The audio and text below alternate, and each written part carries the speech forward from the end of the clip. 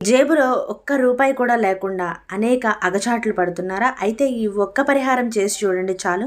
మీకు డబ్బు అనేది వర్షంలాగా కురుస్తుంది. ఆ లక్ష్మీదేవి అనుగ్రహం ఇట్టే కలుగుతుంది.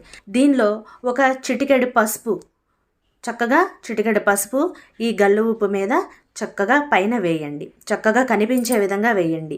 అలాగే చిటికెడు కుంకుమ కూడా తీసుకొని చాలా చక్కగా పైన వేయండి. అలాగే గంధం, ఈ గంధం సువాసనకి లక్ష్మీదేవి ఎక్కడున్నా ఆకర్షితురాలై మీ ఇంట్లో కొలువై ఉంటుంది. కాబట్టి గంధాన్ని ఇలాగా చక్కగా పైన వేయండి. లక్ష్మీదేవికి ఉప్పు అంటే ఎంత ఇష్టమో అలాగే మంచి సువాసన అంటే కూడా అంతే ఇష్టం. కాబట్టి ఈ ఉప్పులో ఈ గంధం అనేది ఏదైతే వేసి ఉంచామో దాని మీద ఈ రూపాయి బిళ్ళని వేసి ఉంచండి. ఇప్పుడు ఈ బౌల్ని తీసుకెళ్ళి చక్కగా మీరు పూజా గదిలో పెట్టుకోండి. పూజ గదిలో పెట్టుకొని శుక్రవారం కానీ మంగళవారం కానీ ఈ పరిహారాన్ని చేసి చక్కగా పూజ